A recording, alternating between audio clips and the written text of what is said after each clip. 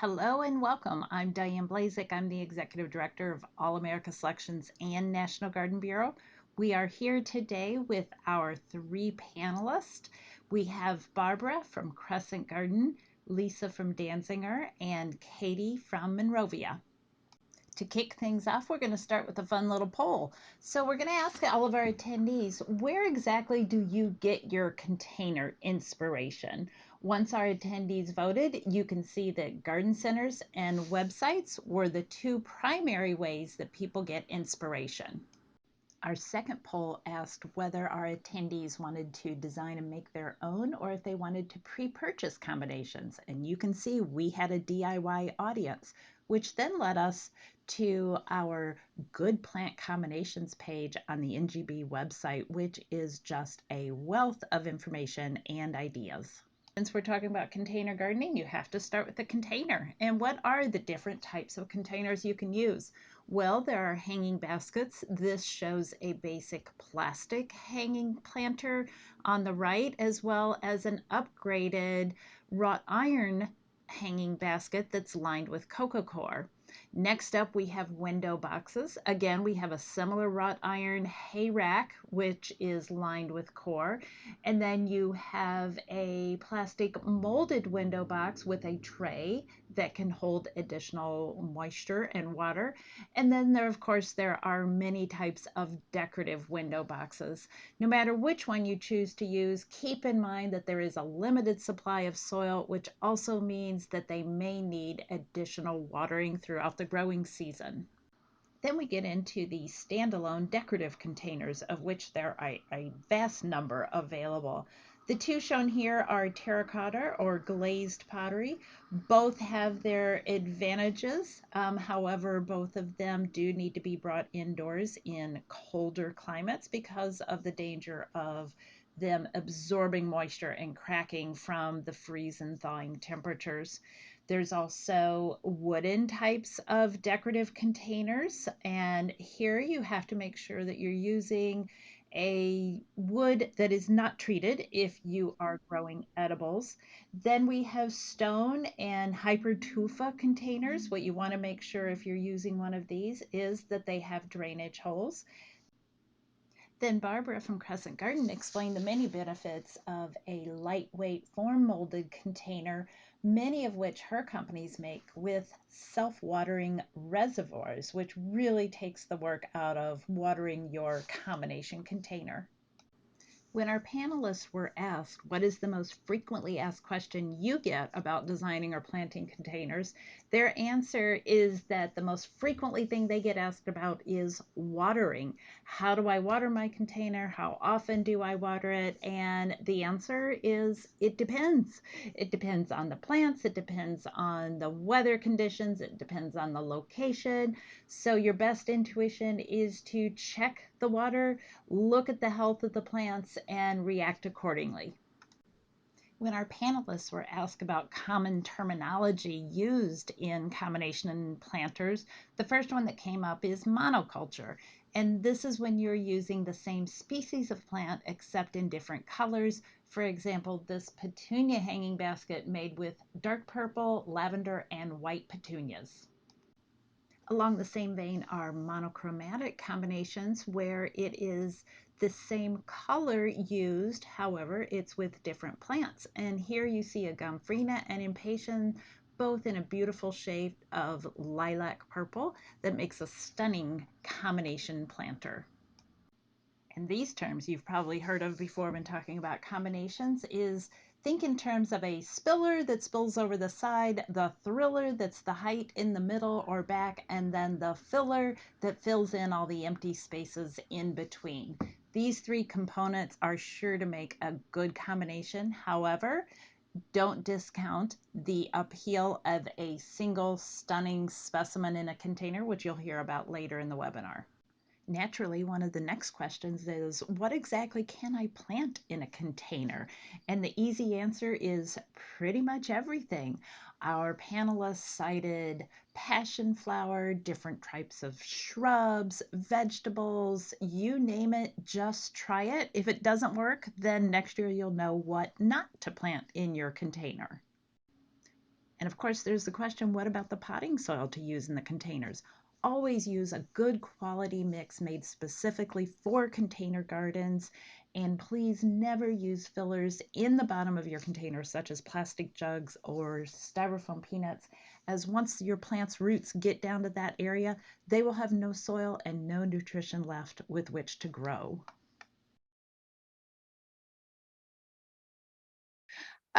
Let's see. I'm kind of skipping around, but we had talked a little bit about soil, and Lisa, you highly recommended replacing soil.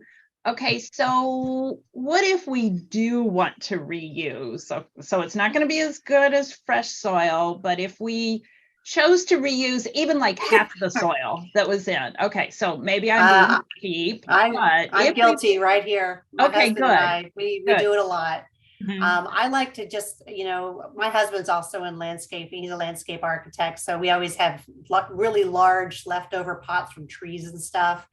We fill it up with the old soil, then we dump in a bag of the good stuff, mix it up real good, and then toss it in there. Yeah, it's you can do it. I'm not saying you can't, but if you really want to set yourself up for success, definitely use the fresh stuff. Yeah, that's good tip. It's always the better. Would you recommend adding any other amendments when you're mixing it up? Like you've got half from last year and half new. Do you add any slow release fertilizer or any other peat or anything like that? Or you think it's sufficient? I think it really depends on what the old soil looks like. The new stuff is going to be nice and fresh and fluffy. You have to look at what the old stuff is like and make a decision there. If you've got a compost pile, throwing some compost in there is always fabulous.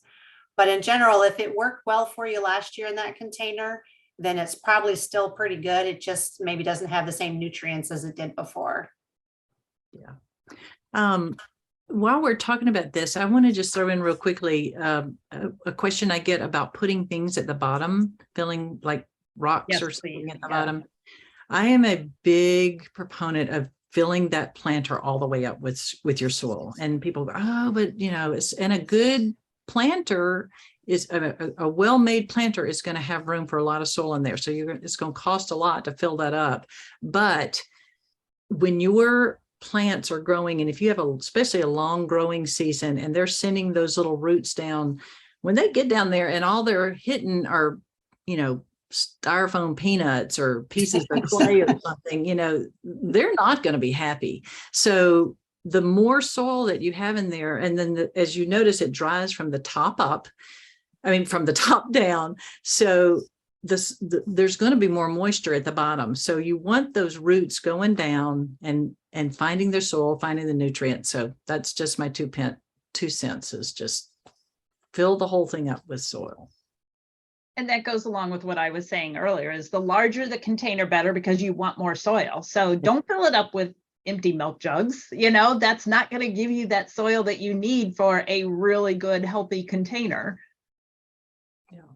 So the only other question I had on that is, sometimes you put some plants in that are a little top heavy. And what if you choose a container that's narrower on the bottom and larger on the top? How do you prevent these? I guess I just answered my own question. How do you prevent them from toppling over? Sometimes things get windy, and if it gets large, somebody was talking about staking or using a trellis if you're using, maybe some of the mandavillas that would grow quite large. Any tips there? I'll tell you what we do. I love tall, skinny containers, and we like to put tall things in them. We take a rebar and drive it all the way through the hole through the bottom of the planter. So the rebar is halfway in the ground and halfway in the pot. And then we fill it with soil. So you've literally staked it into the ground. So it can't fall over as easily. I know you have to think again about, drainage. You don't want to plug up that one hole that you have. So you typically would need to either drill some extra holes or just make sure it has more than that one hole that you're putting that rebar in there. Just to throw out a really great planter that Crescent has. Our tall, skinny rotomold planters have what we call a gravity cavity in the bottom of it. So when you turn it upside down, it has a little plug that you pull out and you can pour sand in there. And so it weights it down. You still have your hole that's made into the planter, but it allows for sand to be around like the bottom third of it. And we have those in downtown Chicago and places where it's really windy. So that's just a good option too. That's really good. That's a gravity cavity. You guys have thought of everything. Tell you what, we've got about 10 minutes left, I believe. So I want to go through. I have asked each of our panelists to give us 2 of their favorite combos, but now I'm going to throw a little ringer in there. When you're showing us these combos, can you also talk a little bit about transitioning, you know, like maybe when you're showing us a combo, what would you switch out as summer is getting to the end of the year and maybe you want to put something in for fall? So let me share my screen again so that we can see these lovely containers. And Katie, it looks like we're starting with you. So this is container number 1 of 2 of your favorites. So this is what I think of as a juicy summer color container. And I was just running around the nursery actually looking at what looked great a couple of weeks ago, putting a container together, and I wanted something tall. So this gold flame honeysuckle caught my eye, and I started with that, and then I was trying to pick up the color tones from that. And so I saw the Alstroemeria that was just, you know, blooming like crazy. And then the Chapel Hill Lantana for that bright bit of yellow that sort of, you know, picks up a little bit of that lighter color in the gold flame. And then I wanted a spiller. So I got the Angelina stone crop there, just kind of having that just come kind of slightly off center, but, you know, in the middle. So just 4 plants in this tall, narrow container. And to me, this does really say summer. So I'm not sure I would try to do anything, you know, to make it transition into fall, because I think the color palette is so bright, sort of spring, summer. But the next container, if you want to click to that. So this one could be a fall container too, with some other modifications. This starts with Sunbelievable Helianthus, which is a really fantastic kind of mounding sunflower. It blooms like crazy. It shoots out blooms from all over. So it's just really lovely in a container or in the landscape, but it makes a great container with these like big, you know, wonderful blooms. And then I complemented it with the Indian blanket flower, the Gaillardia, and then the Calibrachoa. And the Calibrachoa kind of echoes the Gaillardia, you know, same sort of, you know, color pattern. And then I just added the sidekick lime sweet potato vine there. And this is a container that can really go up through pumpkin, you know, season. And so you could switch out the Calibrachoa and the blanket flower there and, you know, substitute. You could put in some mums, you could put in some marigold, you could put in, you know, some little daisies. You could even pair this with, you could put in some grasses, you could put in some sedum. It's very versatile. I would keep the Sunbelievable kind of as the anchor, and then I would just swap things out around it. But that Sunbelievable is going to stay in that container and just pump out the blooms all the way, like I said, till first frost. And you mentioned pumpkins. I was listening to somebody and they said, well, you know, sometimes things die accidentally, and maybe you want to just plop a pumpkin in there where that died when it comes fall. So another true. idea, you know. That's a handy hint. Oh, Yep. yeah. Exactly. Okay, Lisa, I think you're up next. Yes. All right. Well, I'm a huge fan of using tropicals and different kinds of foliage in containers, and they don't have to be just green. So this is a great example of, you know, you've got caladiums, you've got the Thai plant with that red and that pink. All of these are already great summer performers. So these are going to take the heat all summer long. You know, the caladiums are going to start to die down. You could yank those out and fill them in with something else, maybe a little bit more yellow and orange to get you through the fall.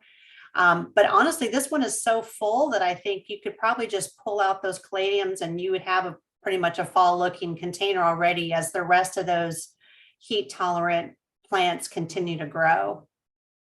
Okay, great. Thank you. About monochromatic. We got all the different textures going on here. This was a huge hit at CAST last year. This is just one of the display containers that we popped together at the last minute to just have as like a showpiece right by the registration desk, and people went nuts for it. And there's a huge focus right now. People are really getting into moonlight gardening, which means having white plants at night for when they come home, they can see all these white blooms. Black and white gardening is also very popular. You could put this in a black container and really have a nod to that. And then looking here, Salvia farinaceae, I call it the beginner plant for any new gardener. It's a pollinator magnet, super easy to grow, and it will grow all the way through the summer. The petunia has heat tolerance in it, but in the southern markets, it will die out in the summertime. You could pop that one out and put something else for fall in there, either another white plant, or you could change up the colors. Everything goes with white, so you could put whatever you want in there as another color. And then the verbena is going to go all the way through the summertime as well. So this one's going to really, really last for you and gives you a lot of versatility. And you were saying black and white. We just had a webinar, was it last week or the week before, on goth gardening. There you go. Yeah, putting the black and white together is very popular. And, a lot of people now are calling the white gardens a moon garden. So in the summer, you're out on your patio and it's sun is setting. So then you've got the white that shines. Yeah, exactly. Yeah. And we do have a black petunia too. It's called Ray Black. So you could swap it out for Ray Black. Excellent. Excellent. Okay. Barbara, I think it's your turn. Look at that. Talk about succulents. Yeah, Lisa, you kind of stole my thunder with talking about succulents. I just think there's so much fun. You've got so much color and texture. I love mixing different textures together, and you have that with the succulents. I also like how you can finish off a planter when you have a succulent planter, you can finish it off with interesting things. These are shells that have come from different beach trips that I've taken with my family, and there's some rocks in there. One of my sons, when he got married, we all wrote our names on rocks and had like leave a blessing kind of thing. But anyway, we had fun little rocks in there, so that was a lot of fun to mix those in there. I love this planter. This is one of our Daniel saucers. So it's kind of thin. I wish I could show it to y'all from the side. But again, it's lightweight. It's a rotomo planter. And so I have that out in the summertime, just, like I have a round fire pit. And so you can put a steel thing on top of where the fire pit is, and you just let that be my centerpiece. And then I bring it in and put it in a sunny spot in the wintertime. So that's a fun thing about the succulents. Okay. Now, Lisa, we've got questions on the salvia here. What's the variety name for this salvia? That is Salvia farinaceae. That's the variety name is Sally Fun Pure White.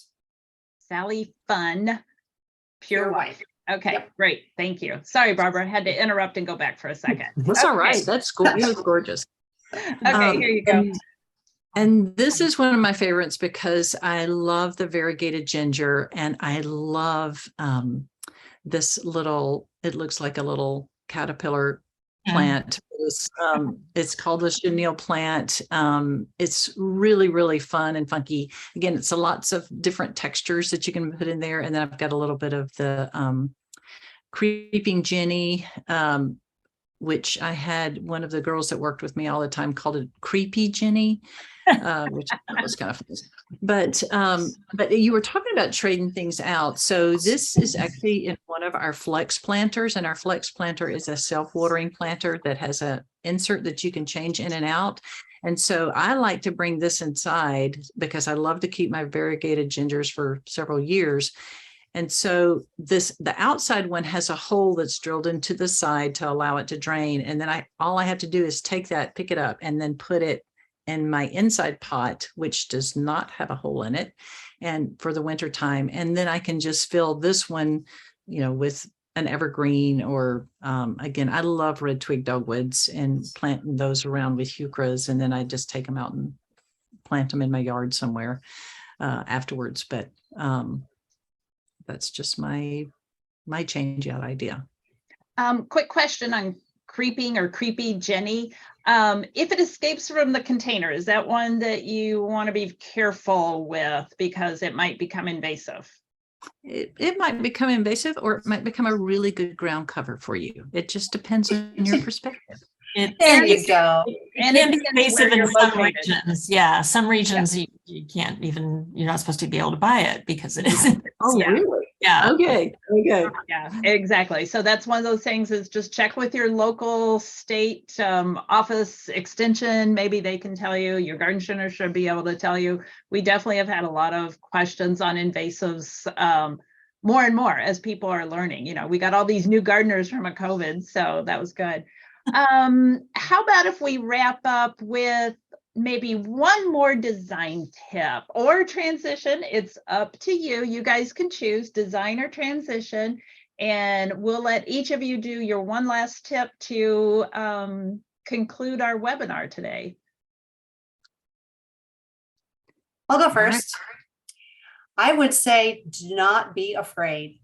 Just go for it. Whatever you think looks good, put it together. You know, read the plant tags so that you can know how big the plant's going to get and it doesn't choke out the other stuff. But just have fun with it. You know, they're plants, and you know, in our yard, if it dies, we yank it out and put another one in there. So just have fun with it. That's good. Good point. I love, and I've loved learning to grow more from seed.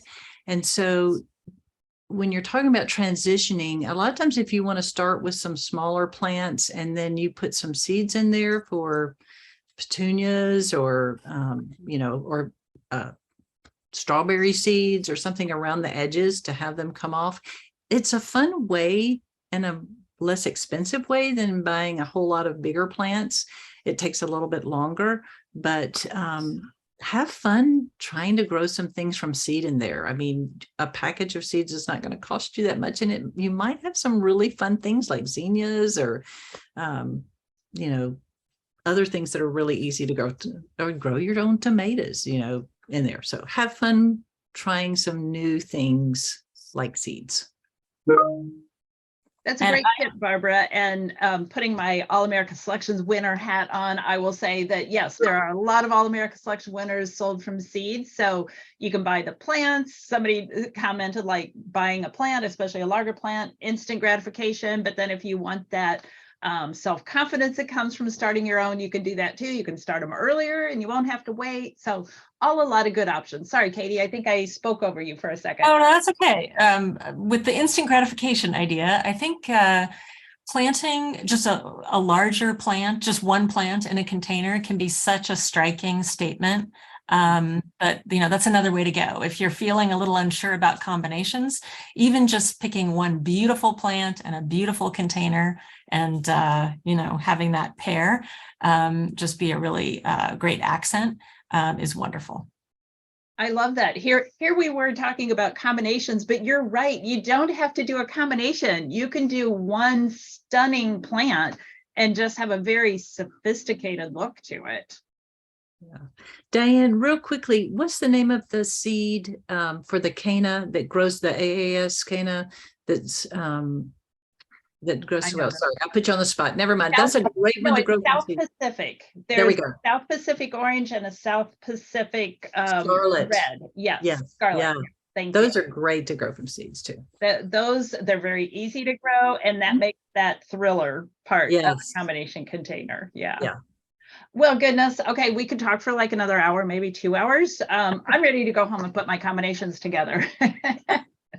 This always happens to me on these webinars. So thank you very, very much to our panelists. Thank you for everybody who was on listening today. And like I mentioned, I'll send out some follow-up emails to all three of our panelists. If you can send me the exact plant and variety names that were in your two favorite combinations, then I can send that out to everybody also. And then we'll also put them on our website. So Great. Yes. So thank you very much. Have a wonderful week, everybody.